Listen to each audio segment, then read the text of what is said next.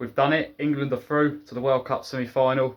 Well, it was not pretty. It was not easy. We made life very difficult for ourselves at times. We've done it the hard way. But the most important thing, and the thing I'm going to focus on first, is we are through to the World Cup semi-final. This is huge. Only 4 times in the history have we made it to this stage of the competition. And before, in previous years, there's been big gaps between the years where we've got through to it as well. When you think, 1960, of course, we get there, we win it, obviously. But 1990, we get to the semi-final, we go out, a famous penalty shootout against Germany. Of course, then there's a big gap. 2018 is the first time we get there in the 21st century. And, of course, we go out then as well. But this time around, we've made it to the semi-final again. For only the 4th time in our history. So this is a massive moment for English football. It's a massive moment in our history. And I think that's what the main focus should be on first and foremost. It's a huge, huge achievement. It's a massive deal. It's a massive thing. It's a really, really exciting time to be English. And that's what I'm going to focus on first. We're in the semi-final and we're there. That's the important thing. And it was a great, it's a time for celebration. And it was a great way to do it as well. It is it is a great way to go through after a game like that. But of course, we knew this would be the hardest game so far. I knew especially of the qualities from the start of the tournament. I really rated Norway, but even more so as the tournament's gone on. I knew the qualities they possessed. This was built up as the throughout the week as the Haaland versus Kane, the 2 best traditional number 9s in the world, 2 of the best performers in the tournament. It wasn't in the end. It wasn't the Haaland versus Kane show at all. It was, to be honest, neither of them had a particularly great game. Haaland in particular was very below par, and that sometimes happens with strikers. We'll come to that. But I knew of the qualities Norway did possess. Of course, they are the team they have built over the last few years is incredible. The improvement has been just astonishing, really. The team they've managed to build, and I think it shows you how much they've improved. The fact that they've got top players in top leagues in most positions all over the pitch, and good options coming off the bench as well. And you just think this is a really, really top squad they've built. They're solid defensively. They're good. They're good in all areas in the sense that they can control games. They're capable of controlling games. They've proven that in every game throughout the tournament. The build-up play is good. They can work goals well. They play out from the back well. They're strong in that regard as well. The wide men are able to link up with Haaland really well. They create the chances for him as well. But that's the scary, and of course, Norway, one of the scariest things about him is Haaland, of course. All he needs, he might not have had his best game yesterday, but there's always going to be, to talk about this in the build-up, one chance he needs to win a football game. But of course, the game kicks off, this one in Miami. It's the first time we've been exposed to the extreme conditions in America. A very, very hot environment. Not ideal for either side, to be honest, but both teams, of course, had to play in it. But maybe it did slow the tempo down, particularly in that first 20 minutes. You really, really have to kind of build up, and you can see at the end of the game, both teams really, really sort of suffering in that extra time period. What is good is the conditions for the final, if we are to get it, look favourable. And the Atlanta, where we play, where the Falcons play, in that stadium, lovely stadium. We've already played there. The Congo, I think it was, against again in Georgia, really, really nice stadium. That's got the roof, so that'll suit us for sure. And of course as well, we have had so we've been quite fortunate on that front. But of course, it was always going to happen at some point. So we had to deal with it, and we did. Of course. First 20 minutes or so, there's half chances at both ends early on, but very much England controlled. I thought we very much controlled the all that first period up to the hydration break, really. It was England on top, it was us with most of the ball, and it was mostly in Norway's half. They was keeping us at arm's length, though. We wasn't doing enough with the ball for my liking, really. It was very much a case of still quite slow. I liked a bit more energy, and I think the conditions do play its part in that. And Anthony Barry, when he'd done what's become tradition in every game, his half-time interview, he touched on that. So I think you have to look at that to a point, but certainly not quite. We're having all the ball, but not really doing enough with it. It's just not quite there. The end product's just not quite there. We're not creating that clear-cut chance, and I think that's shown no shot on target until we eventually got the goal. But it's very much a slow build-up play, and we was very much, had all the ball, but not enough happening with it. And to be honest, I have to say, Mandzukic for me did not do enough in that game. I thought that right-hand side was always going to be an issue, though. Saka's fitness is clearly not 100%. The right-back position has obviously been much made of. Konsa, in the end, gets the nod there. and that means Stones comes into the back four. Now I'm going to touch on Stones because in the end I was really impressed with him, but I thought to start with he didn't look up to pace. To start with he didn't look like he was fully fit, and it wasn't great. But in the end he really got going. I think he grew into the game, and I thought particularly through the extra time, outstanding. And he played with Gehi, who at times, to be honest, Gehi I thought was a bit all over the place yesterday. Not quite the performances I'm used to seeing from him, but in the end, again, I think we settled down there. It took us too long to settle down in defence. It took us a while to settle down. But I think when they did, I thought all three centre-backs were really solid. And bear in mind, there was a lot of chopping and changing with their positions as well, not ideal. Reece James not being up to full fitness as well. Clearly, I think it was clear to me when Reece James come on, he was not fully fit. But we had to do something. And of course, on the other side, O'Reilly playing, who I thought did have a good game yesterday. Now, of course, so that's always going to cause a bit of problem. Gordon with that right side of the pitch. Gordon, though, on the other side starts. Definitely the right call after the last two knockout games. How good he has been, how effective he has been. But yeah, not enough happening for that first period. And then in the end, we usually use that hydration break to our advantage. Quite often we've been on the back foot and we've used it as a time to regroup and really sort of tactically get the message across and we usually come out of that really well. But the opposite happened. It worked the opposite way. We started well in this. I say started well. We started fairly well in the sense that we dominated, but didn't do enough with it. But we ended up coming out of that on the back foot, and as a result of that, Norway end up getting themselves in the lead. They had a very good period in this game here. We didn't come out great. I thought again we were still having a lot of the ball, we're not really doing anything. It was still always going to be they're always going to be a threat on the counter attack. Norway, they've proven that in previous games, and they do come forward, and it's Shorty who puts a cross in, and it looked like it's meant to be a cross, but it goes in. I mean, Pickford really was completely caught out there, but again, I thought could have done more defensively. I thought defensively organisation was not great. They didn't get through there, but massive goal puts Norway in front, and by this point you're very concerned. You go behind at any point, you're concerned. Norway have not every game they've gone in front and they've won, so a worry for sure. Of course, though, there was talk about the foul and the build-up on Kane. Was that a foul? I mean, that's so. There's one comes later on that you all know about that we will come to that I think was the right decision. I think to disallow that goal would have been harsh. I thought the contact, was it enough? I mean, there is contact, and there is on the heel. Is it enough? Is it enough to have warranted the goal being chalked off? Because I do look at that and I did think what was going from my head, if you're being fair, is if that was the other way around and a goal was disallowed for us, I would be quite annoyed. It would feel quite harsh. But there's definitely something there in that. But there was clearly not enough, because it was never really even looked at or really entertained. To be honest, I don't really think we had much of a case. But the officiating has, as it always is a major talking point in this tournament, so it's definitely worth touching on. But it takes us a while, but we do eventually grow back into it. And it's a good move again that gets us into the goal. It's actually quite a good team goal. It's all about Bellingham in the end, but the team does fairly well here. I think Anderson, fantastic game he had yesterday. I thought he controlled the game well, as he always does. I thought he was one of the Wenger's best players actually yesterday. I thought he won the ball well. I thought defensively, I thought he protected the back four, the back five, whatever system we was going with at the time well. And I thought, he's shown the attacking side of his game a bit more as well. We saw him create some chances. We've seen him get into some good areas. He's got that to his game as well.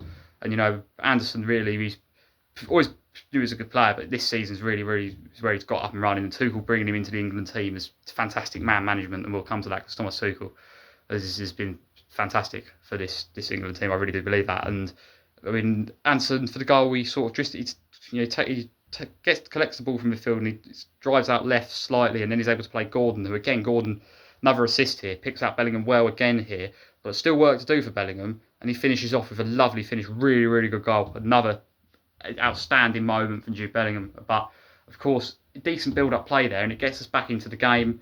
Crucial time coming up to the sort of half-time period. We really needed that, because it's getting a bit worrying the way the game was going. The fact it was not doing enough, and the fact that they hit us on the counter-attack, and the fact that defensively was having a few really shocking moments. Like that one, they actually almost went 2 up as well.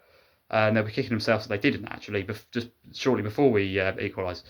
So, it was always tense, for both teams, but certainly for us in that period. And it was a good time to score. And it was unfortunate Kane being offside, because it looked like for a split second we got ourselves 2-1 up in the stoppage time going into the break in that 4 added minutes or so. But no, it wasn't to be offside, no question there. unfortunate, but yeah, certainly right decision. So half time very much felt hanging in the balance still. Very much felt like both teams have really shown each other a glimpse of what they can do. But I knew for the second half a few changes needed to be made, and I really did want to see some improvement in a lot of areas because I thought overall the approach was too slow, and I thought we finished the half strong, and I wanted to see us carry on that in the second half. That didn't happen in the end. I don't think we started the half particularly. I don't think the start was too bad, but we seem to be. They always seemed to step up more and more as it went on. They had loads of corners, loads of set pieces. We didn't make enough of them when we had them in the first half. Declan Rice, he was apparently carrying an illness all week, and it showed in that first half because Arsenal meant to be really strong for are really strong for set pieces. He's the best at that, and well, his deliveries were just not on point. The free kicks he's taken were not doing it. Kane wasted one of the free kicks as well, and then there was the corners just weren't going to our players. Every time they was able to deal with them easily, and yeah, I think he did have to come off, to be fair, which is a shame. But he was clearly not quite up to speed yet after this illness he's had, which is a shame. But yeah, that did need to happen. So we see Eze come on, and we see it was Madueke come off, and then Saka as well. Come on at that point, and Saka for me didn't quite do it enough in the second half. I thought he did get into some good positions at times, but wasn't happening. It really wasn't happening. And majority of the second half, they really, we dominated the possession in the first half, and that gap really thinned. If you look at the possession overall, it was really, really tight. But that's because Norway dominated that second half, and it was worrying me a bit the more and more it went on because they was getting more and more confident, and they was looking more and more likely. And that's exactly what they did against Brazil, and they scored with 10 to go. Of course, they have the goal chalks off. One of these corners does eventually pay off. And it's Pagabuff who gets the final touch after a bit of a scramble in the box after the corner's delivered. But a lot of their corners did test us as well. It felt like it was hanging on a bit. And when they went 2-1 up, it was all worry. They got the lead back after we seemingly got ourselves back into it. It seems to be carrying a bit of momentum. It seems to all just be undone. So it's a real worry. But the goal is eventually chalked off. And this one was more. There's more of a talking point here. I mean, Haaland. There is a push on Anderson, and again, people will. Some won't like the fact that this is disallowed, but I do think there's enough in that, and I think anyone on the England side, I think will ultimately say that is a foul, but it is one of them ones where that's been them sort of things seem to keep coming up in this tournament. The contact wasn't on the keeper this time because that's been a real issue throughout this tournament. But yeah, goal was chalked off, so we let off the hook a bit because it did. Again, it was defensively, it wasn't great. And the goal's chalks off, but again, no excuses really. And interestingly enough, Thomas Tuchel, hit out at the officials after the Mexico game. He's got history with this referee as well. He's refereed a few of the Champions League games, and Tuchel really has had a real thing with him in the past. So when Bayern played in the Champions League when he was manager there, so yeah, it was, that decision did go our way on this occasion though. But for the rest of that half, I thought England were poor. I really was not impressed with the second half, and it was really worrying. It felt like they were going to score at any minute. It felt like they were hanging on. All the set pieces, the fact they dominated the possession, the fact that we couldn't seem to keep the ball, couldn't even get much time on the ball, and every time we did come forward, we didn't seem to have an idea, didn't really seem to have much of an answer, and it was worrying. Because it very much felt like even if the game did go to extra time, they'd be the side on top. Norway, they were the side forcing issue. I knew they had the in them to dominate any game as well. They've proven that, and against Brazil, they really started to gain more and more possession and create more and more chances as the game went on, and just grown into it more and more. And Schroederloff obviously scored a fantastic goal in the first half. Schroederloff on the other side though started to really grow into the game as well. And even when they sub the wingers, this is the options Norway have got now. You've got Oscar Bob and also Nussen coming off the bench, so really, really good options off the bench. You've got to bring some energy off the bench as well, and they're looked much more likely, to be honest, in that extra time period, I have to say. And at that point, the way they're playing, they deserve to win, I have to say. I wasn't impressed, and I think that's what Tuchel would be alluding to with his comments after the game. But of course, it does eventually go to extra time. We have to change around the defence a lot. I thought Jed Spence, when he come on, I think Tuchel's done a really good job here. Again, he's a great man manager, and I think Jed Spence in this game, fantastic when he come on off the bench. Reece James didn't look quite right when we eventually switched to that back five. And, well, yeah, we do see Rodgers as well make an appearance, who didn't do much, but definitely did get into some good areas as well. And he did have a crucial moment, which led to a goal in the end, which will, somewhat by default, we'll come to that, of course. But the game goes to extra time. The game always felt like it's heading to extra time. There's a few moments, Jed Spence, he could have won it late on. pressured the keeper, which is what we wasn't doing enough of in the game, and they've nearly forced him into a mistake. And we've seen a few goalkeeping errors. I mean, Pickford had a couple of poor moments as well yesterday, which were a bit worrying as well. And we've seen a few goalkeeping mistakes over the last few days. Lehmann's obviously dropping the ball straight in the path of the day previous, drops it straight to the path of Moreno, who gets the winner for Spain, but also Simons, who's not literally has not been unstopped. No one could get past him up until that Belgian game. He dropped the ball a few times on a few key crosses as well. So we've seen quite a few goalkeeping mistakes at the moment, and it was ultimately what decided this game. And when it goes to extra time, we started the extra time period really well, which is key. This is a key moment in the game. And Bellingham again, of course, steps up. And Bellingham, I have to say, for me, he's been player of the tournament so far. Mbappe for France has to be in that conversation as well. Look how good he's been. I mean, they're him and Bellingham, him and Kane now on the 6 goals this tournament or whatever. They're both just been outstanding. I think what was he scored? I think it's something like 12 goals, 13 goals, 6 each for Kane and Bellingham, and then Rashford got the one late on against Croatia. I think that was it. Yes, I mean this is what I mean. The other players do need to step up. I thought Gordon's been good creatively in the last 2 games, but I think a lot of the rest of the team do need to step up going into that semi-final. But like I say, a few individuals really did impress me yesterday. For Stones, eventually, I thought when he settled down, I thought was really good. I thought Jed Spence off the bench really looks a different player. I have to say, I take back some of the things I said about him after the Congo game.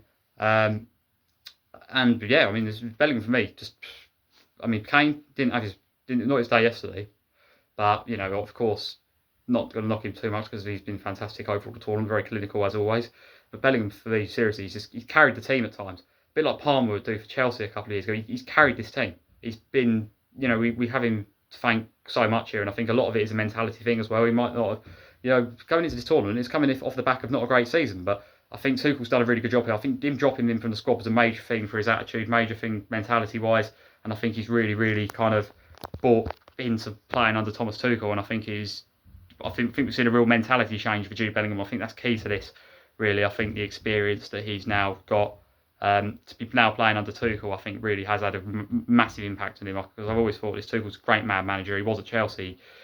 It was him who first sort of brought developed Reece James. He can develop players really well, and I think he's done that with Bellingham. And I think we always knew he's got the talent, but I think he's now become a real team player as well. You can see that he ran his socks off yesterday. He looked knackered when he came off, and that's the worry. That other players do need to chip in a bit more, I think, on the goal front. And Anderson as well, nothing but praise for, fantastic in that midfield again, as I said. But there was too long of a period in this game where not enough players were doing enough, and that's why I think Tuchel said after the game that we was lucky at times and in key moments, and I think that's why Tuchel said that he still said after the game he expected more, and that we made things very hard for ourselves because and I think that's a mentality thing as well, because it wasn't the case of because I think we need it's like a wake up sort of call thing before, because there was so much celebration after the Mexico game, and there's a lot of celebration yesterday, but it was a good mix of Tuchel saying we need to still need to improve, and also enjoying what we've achieved, and the players celebrating with the fans again, which was great to see. But as for the extra time, we'll come to this, the goal. Of course, Rodgers takes a shot, and then keeper drops it. Keeper makes a mistake. Another goalkeeping mistake, very similar to the Spain one actually. Drops it straight into the path of Bellingham, who, of course, as he would, finish the goal and finish the shot off. And we go 2-1 and from there, very much felt like, okay, long way to go, but we've got ourselves in an excellent position here going into this extra time period. And we, from there, we certainly was able to, we looked a lot more comfortable, played a lot better throughout the extra time, and I thought we defended really well again. Had a much better structure about us, and we was able to see the game out in the end. Of course, there's the penalty incident as well. Again, another controversial one. VAR does not give it. Oscar Bob. There is sort of a knee in the behind Joe Spence. He does stick his knee in, but again, is it enough? I mean, it's a difficult one. I mean, I initially thought it was a penalty. Depending on the angle you see it at, some angles it looks worse than others. Yeah, not given in the end. Didn't have an impact on the result in the end, but sometimes those ones, we have seen them have an impact in this tournament. So again, it's officiating again, major talking point. This time the game goes on and on, and there's have some chance. They do create some chances still, Norway, but I think both teams are so worn out, and England, they were pushing Norway, but I think England we really did defend well. and I thought, Dan Burn coming on was a key substitution at that point. Haaland had scored a goal past to his career so far. So I was wondering maybe we'd see him a bit earlier, but Haaland's taken off. Maybe he had an injury. I'm not sure what's going on there, but Strand Larsen does come on for that final period of extra time, the second half. We haven't had a penalty shootout yet. At times that game felt like this might be one that heads to that. But once we got ourselves in front in extra time, I thought we managed the game very well from that moment. The second half was not good enough. The first half there was moments of quality, but also moments where we didn't perform as well. But the extra time I thought was excellent, and I thought certain individuals deserve a lot of praise yesterday, particularly Jude Bellingham. Player of the tournament for me so far. Like I say, I think there's been a lot of standout players. I think Messi's been fantastic, of course Mbappe has as well. But I think Bellingham's really carried this team at times. I thought Mbappe has such a well-functioning, as good as he's got such a well-functioning attack around him. Messi's obviously been outstanding as well. He's got to be up there. I actually think Pedro Porro for Spain deserves to be in that discussion as well. He's someone that some people aren't really talking about him, but I've watched most of Spain's games this tournament. He's been outstanding in every game. At this point, maybe it's a case of who wins the tournament wins the award. But I think Jude Bellingham at this point for me, standout player. I think definitely England's best player so far. There's a few players, as I've mentioned them yesterday, that I was really, really impressed with. But most of all, the most important thing is after extra time, we have beaten Norway 2-1. We are into that semi-final. And we're still going at this World Cup. And like I say, I think overall Thomas Tuchel's been fantastic. Deserves all the praise. I think mentality-wise as well. I think the team has got a real mentality about them. They've got something about them that even when we don't play our best, we find a way. And that's what you have to do. That's what tournament football is at times. Okay, it was scrappy, but teams like that do win tournaments. So I think we should definitely have time to believe. Definitely time to be optimistic. Really, really pleased we got through. Really pleased with the extra time performance. We really got it together in extra time. And yes, come on England, we are still going in this tournament. We're going strong.